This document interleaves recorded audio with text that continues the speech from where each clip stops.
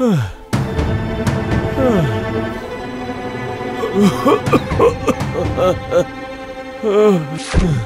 नहीं होगा, बहुत थक गया हूँ।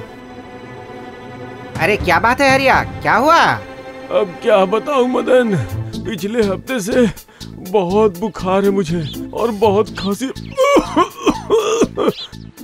भी आ रही है। शरीर बहुत कमजोर हो गया है, कोई काम नहीं कर पा रहा हूँ। तो क्या तुम पागल हो गए हो? ऐसे बीमार हालत में क्या कोई खेतों में कुदाल चलाता है? मेरे पास कोई दूसरा चारा भी तो नहीं है। घर पे 3-3 पहाड़ जैसे बेटे हैं, पर सब बेकार हैं। इसलिए मुझे काम करना पड़ता है। घर हरिया, अभी तुम घर जाओ, कुछ दिनों तक आराम करो, उसके बाद जब स्वस्थ हो जाना तब खेतों में आकर काम कर लेना। हाँ? अरे लेकिन घर जाने से कैसे चलेगा? मुझे काम खत्म करना ही पड़ेगा। कुछ दिनों में ही बारिश शुरू हो जाएगी, इसलिए जो करना है इन 2-4 दिनों में ही करना पड़ेगा मदन, और कोई उपाय नहीं है मेरे पास।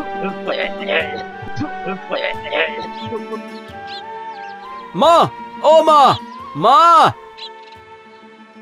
क्या हो गया? सुबह सुबह बकरी की तरह चिल्ला क्यों रहा है तू? क्या कहा माँ? मैं बकरी हूँ?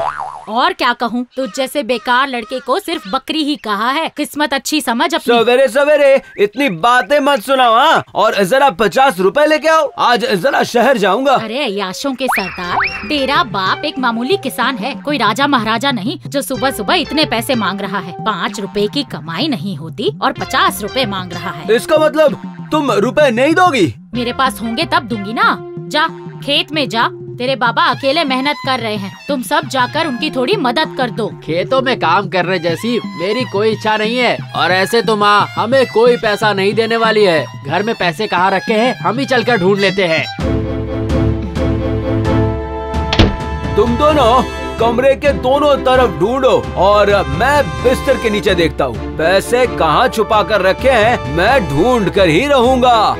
अरे दरवाजा खोलो, क्या कर रहे हो? देखो तो इन लड़कों को। ओहो, सारा सामान बिखरा के रख दिया है, काम बढ़ा दिया मेरा। अरे वाह, मिल गया मुझे। क्या मिला? दिखा तो जरा। ये देखो, पैसों से भरा हुआ गुल्लक। नहीं, रुक जाओ, बिल्कुल नहीं। गुल्लक तोड़ना मत, ठीक है ना? रामू, शामू, मोहन, दरवाजा खोलो, जल्दी खोलो, मैं कह रही हूँ दरवाजा खोलो। अरे कितने सारे पैसे हैं, चलो तीनों मिलकर आपस में बांट लेते हैं। गुल्लक का 1 रुपया भी मत लेना, मैं तुम्हारे पिताजी से कह दूंगी, वो तुम्हें। हाय, सारे पैसे ले गए, अब मैं क्या करूं? हमारी मेहनत की कमाई ले गए।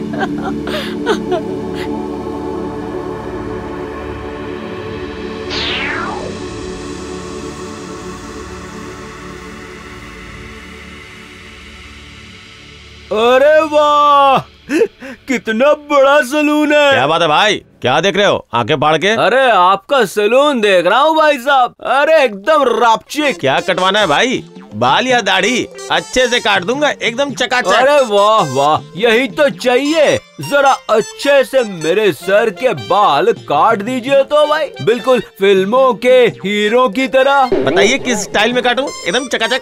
मार्केट में एक नई स्टाइल आई है, पहाड़ के नीचे घास स्टाइल। उसी स्टाइल में काट दूं क्या, चकाचक? वो कैसा है भाई साहब? सिर के बीच वाले बाल को बड़े रखकर दोनों किनारे के बाल को छोटे छोटे काट दूंगा, चकाचक। आप सिर्फ आराम से कुर्सी में बैठिए और उसके बाद मेरे हाथों का कमाल देखिए, चकाचक। अरे भाई, जरा एक अच्छी सी ड्रेस दिखाना तो। अच्छा ठीक है, किस तरह के कपड़े दिखाऊं जनाब? एकदम चटक लाल शर्ट दिखा दो और नीले रंग की पैंट दिखा दो। ये लीजिए आपका लाल शर्ट और नीला पैंट।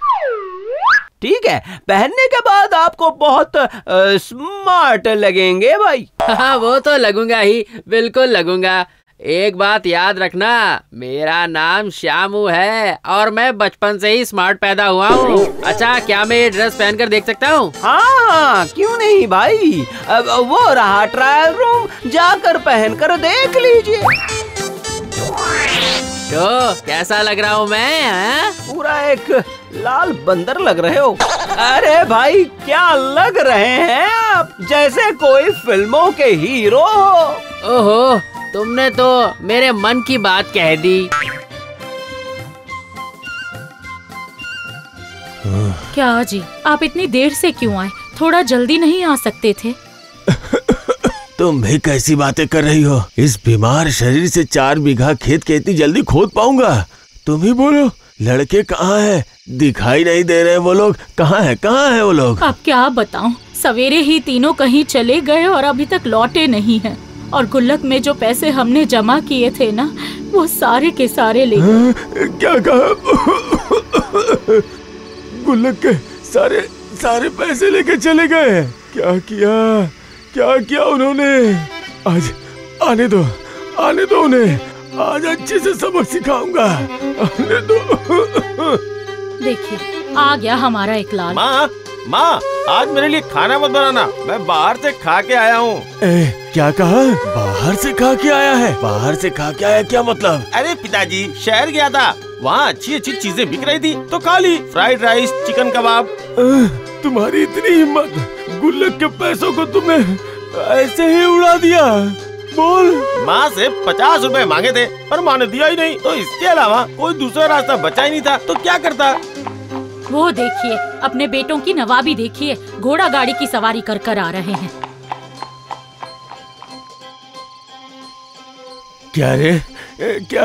क्या किया तुम लोगों ने? क्या किया पैसों का? घर के सारे पैसे बर्बाद करके नवाबों की तरह ऐश कर रहे हो? तुम लोगों को जरा भी शर्म नहीं आती क्या? देखिए पिताजी, अब हम बड़े हो गए हैं, जो हमारा मन करेगा अब हम वही करेंगे। और मैं तो जा रहा हूँ हिंदी फिल्मों का हीरो बनने। अभी तो सिर्फ घोड़ा गाड़ी में घूम रहा हूँ, इसके बाद मोटर कार में घूमेंगे। हे ऊपर वाले, मेरे इन नालायक लड़कों को सद्बुद्धि दीजिए।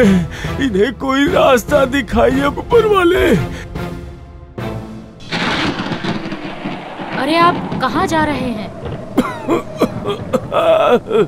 अरे मैं खेत में जा रहा हूँ। ऐसे पीछे से आवाज क्यों दे रही हो?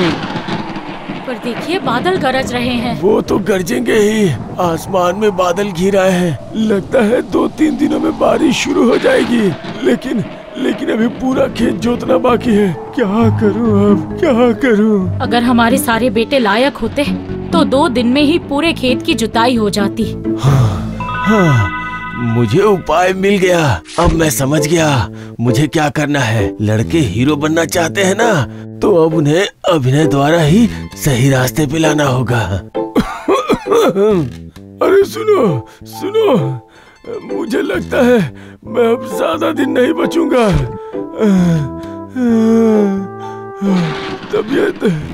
तबीयत बहुत खराब लग रही है। क्या हुआ आपको? सुनो बेटो, मेरी तबीयत बहुत खराब है। लगता है अब मेरी आयु ज्यादा नहीं बची है। इसलिए मरने से पहले तुम लोगों को राज की एक बात बताना चाहता हूँ। कैसी राज की बात? तो सुनो, तुम लोगों की वजह से मैंने घर में कभी भी ज्यादा रुपए पैसे नहीं रखे, क्योंकि अगर तुम्हें पता चल जाता तो तुम वो सारे रुपए पैसे बर्बाद कर देते।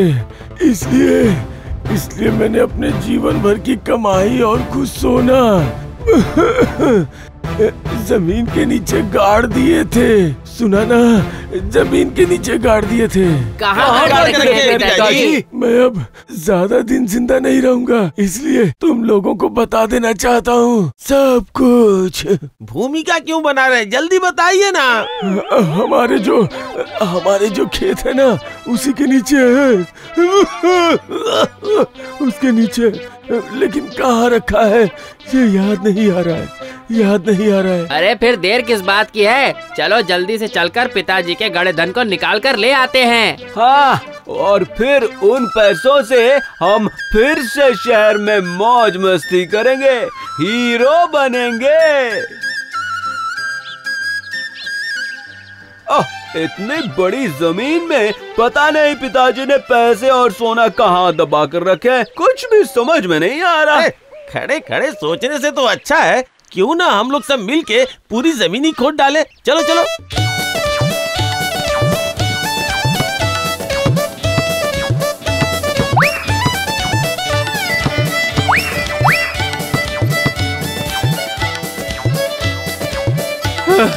अरे भाई ये क्या, हमने तो पूरी जमीन खोद डाली पर रुपया सोना कुछ भी नहीं मिला है। चलो पिताजी को जाकर बताते हैं।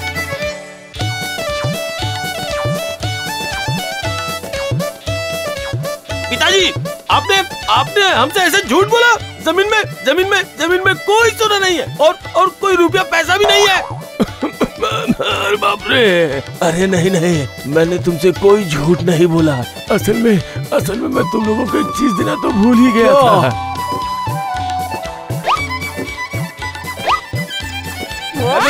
इसमें क्या है?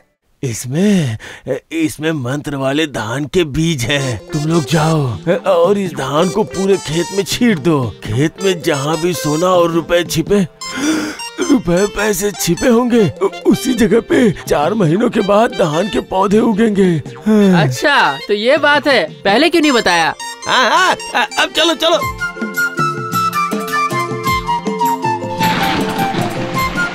अरे चलो जल्दी घर चलो, बारिश शुरू हो गई है, जल्दी चलो।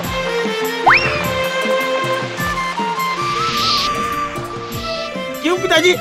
आपने तो कहा था कि 4 महीनों के बाद जहाँ सोना छिपा है वहाँ धान के पौधे होंगे। हैं? देखते देखते 4 महीने बीत गए, पर यहाँ तो पूरी जमीन में ही धान के पौधे तैयार हो गए, पर सोना कहाँ है?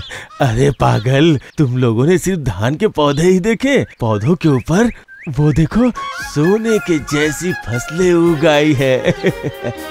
मतलब सब पौधों पे देखो कैसे सोने जैसे धान उगे हैं। अब हम धान काट के सारे धान अलग अलग कर लेंगे तो हमें बहुत चावल मिलेगा। कुछ चावल हम अपने खेतों के लिए रख लेंगे और कुछ चावल बाजार में बेच के पैसे कमाएंगे। बेटा पैसे कमाएंगे, पैसे। अच्छा, तो आपने इसी वजह से हमसे सारी जमीनें खुदवाई थी। सही कहा। तुम लोग मेरी बात नहीं मानते थे ना, इसलिए मैंने छल बल और कौशल से तुम लोगों से खेती करवाई। समझ गए? नहीं तो तुम लोग इतने बड़े होकर भी अपनी इच्छा से कभी स्वावलंबी नहीं हो पाते, इसलिए मुझे ये करना पड़ा। अब हमें अपनी गलती का एहसास हो गया है पिताजी, आप हमें माफ कर दीजिए। सुनो, एक दिन मैं नहीं रहूंगा पर ये जमीन तो रहेगी ना, और अगर तुम लोग मिलजुल के इस जमीन पे खेती करोगे तो तुम्हें कभी भी किसी भी बात का कोई कष्ट नहीं होगा। हाँ। समझे? हाँ, समझ गए पिताजी। तो फिर देर किस बात की? जाओ जल्दी से हंसुआ ले आओ, हम बाप बेटे मिलके धान काटना शुरू करते हैं। जाओ जल्दी ले आओ। अब भी लेकर आता हूँ पिताजी।